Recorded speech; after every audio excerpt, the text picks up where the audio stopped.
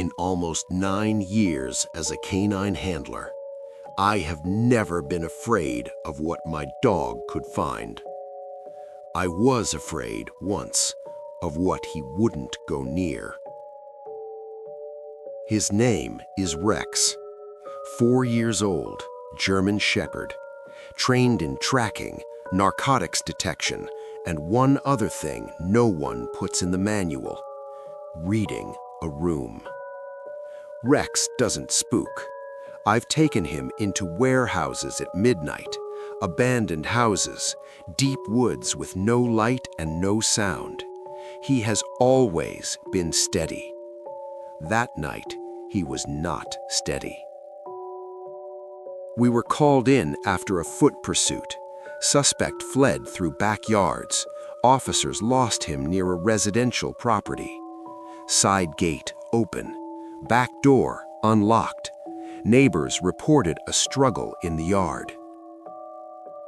Patrol cleared the first floor, but they weren't comfortable calling it clean. They believed someone was still inside, hiding. So they called us. 2-story house, quiet subdivision, the kind of street where nothing ever happens. I put Rex on a short leash and gave him the search command. He pulled forward immediately. First floor, clear. Living room, clear. Kitchen, clear. Laundry room, clear. We moved upstairs. A narrow hallway, 3 bedrooms, 1 bathroom. No draft, no air moving. Every window sealed shut. We checked the first bedroom, clear. The second, clear. Then Rex pulled toward the bathroom. Nothing looked wrong. Clean sink, folded towels, everything exactly where it should be. Rex sniffed the vanity, the floor, and then he froze. Ears forward, body stiff as stone. A growl, low, quiet, like it came from somewhere deep. He wasn't looking at the bathroom. He was staring back out into the hallway. I stepped back with him. "What is it?" I whispered. I looked toward the end of the hall, near the last bedroom door. There was a figure, tall, dark, completely still. Not one of my officers. No one had announced themselves. No radio chatter, no footsteps coming up the stairs. Just a figure standing there in the dark. I identified myself. "Police, canine unit." Silence. "Who is that?" Nothing. Rex began pulling, but not forward, backward. In 9 years, I had never seen him pull away from a suspect, not once. Then the figure turned and walked through the bedroom door. I radioed it in, weapons drawn. I pulled Rex forward. He resisted the entire way, every step.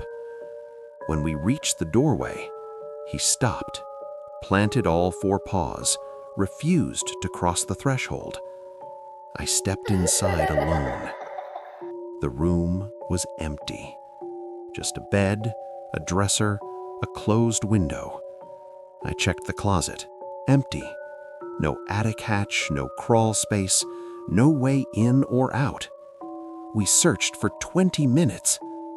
Nothing. I finally took Rex outside. The moment we hit the night air, he relaxed. But he kept looking back at that window, back at that room. The dog that once tracked an armed suspect through half a mile of woods without breaking stride would not set foot in that bedroom. Every officer has one call they can't explain, the kind that doesn't show up in any report, the kind you don't bring up in the break room. That was mine. I don't know what Rex saw that night. But whatever it was, it knew we were there. Some nights, you drive through the dark and nothing happens. You drink cold coffee. You listen to the rain. You go home. This was not one of those nights. It was 2 a.m. The storm had swallowed the power grid whole. No streetlights, no traffic, just rain, and the voice that came through my radio. A kidnapping call. A man trapped inside a house begging for help. Then, silence. Dispatch called back. No answer. There was one detail that didn't sit right. The caller sounded like a little girl. My partner, Chris, and I arrived within minutes. The house stood at the end of a dead street, dark like everything else, but darker somehow. Knee-high grass swallowing the yard, bushes clawing at the windows, a roof caving in on itself like the house was ashamed of what lived inside. Someone was already at the peephole, watching us. He opened the door a foot, no more. Early 30s, glasses, calm in a way that felt practiced. He called it a pocket dial, said no one else was home, refused to let us in. We had a warrant in 5 minutes. The inside of that house was wrong. Filth everywhere, rotting dishes, clothes piled like burial mounds.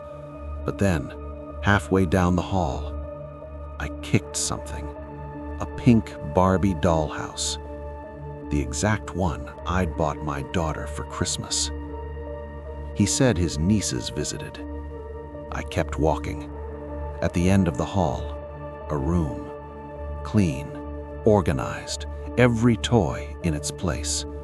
In the corner, a life-size doll, dressed in women's clothing, sitting very, very still.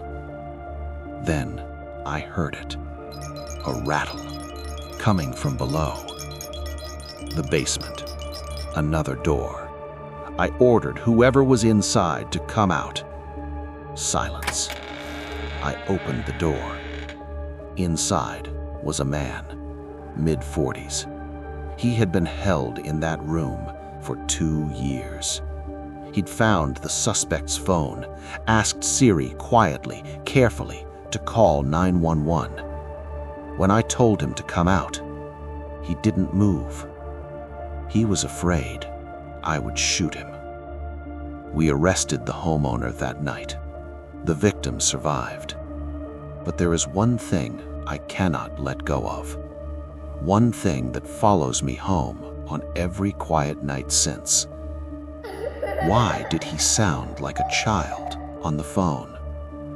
I've thought about it for years, and the only answer I can find is that he had been made to speak that way for so long, it was the only voice he had left.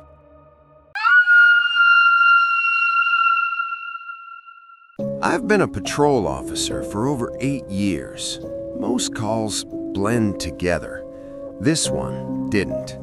Late October, 2:40 in the morning, dispatch sent me to a 911 hang-up. A neighbor reported hearing a woman screaming next door.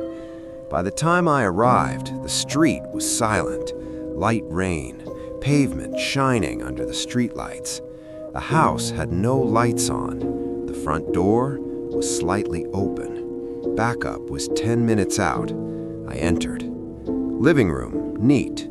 Kitchen, clean. A glass of water still sitting on the table. From upstairs, a faint shuffle. One bedroom, disturbed. A lamp knocked over. Then I saw it. In the hallway, just outside the bathroom. Blood. Not much, but fresh. Inside the bathroom, streaks of blood leading to the tub. No body. Then I heard it, a creak downstairs. A pantry door, now slightly open. that led to a basement. The basement was unfinished, dark, and in the center of the room, a metal folding chair, a large pool of blood underneath it, zip ties cut from the armrests. Then, movement. In the corner, a figure bolted, smashed through the basement window, and ran. I chased them into the rain. They disappeared. The house belonged to a man who lived alone. His blood was everywhere. He was never found. The neighbor swore she heard a woman screaming. We never identified a woman connected to that address. The case is still open. A new family lives there now. Kids' bikes in the driveway. Normal neighborhood. But sometimes the worst things happen in the most normal places, and no one ever knows.